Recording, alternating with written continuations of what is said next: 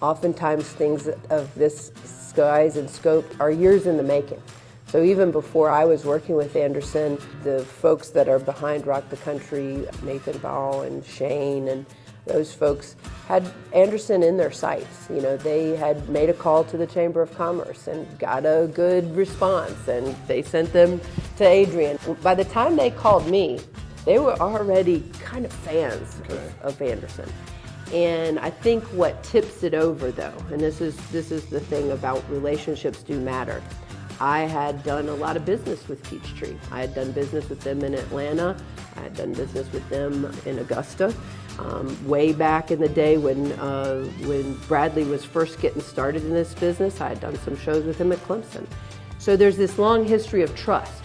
So here you had a situation where they were already looking, they'd had a good visit, and then I think I came in and helped seal that with the idea that not only would they have a place that they already liked, but that somebody was going to be there that could help be that liaison. And Peachtree are the promoters. That's right. Peachtree are the promoters, and 46 Entertainment is the production company, but Peachtree and 46 are joined at the hip. I think that it's successful for a whole laundry list of reasons, but I think that one of the things that Peachtree and Kid Rock and all the folks that dreamed this up did really well from the beginning was have a very clear vision for what they were trying to produce. It's very clear what they wanted out of this festival and what it was going to mean, and you know, so the branding is on point, the communication's on point, and then they deliver. They put in a ton on the production value of the event, so people don't leave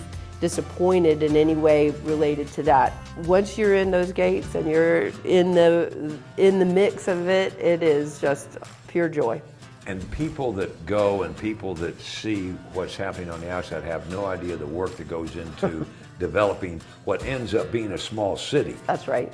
Lining things out for camping, putting some of the fencing, some of the outer structures in, and then they'll start building it all week until that last pin goes in, and the LED boards all light up and everything gets tested the night before the show and it's all on, so it's a process.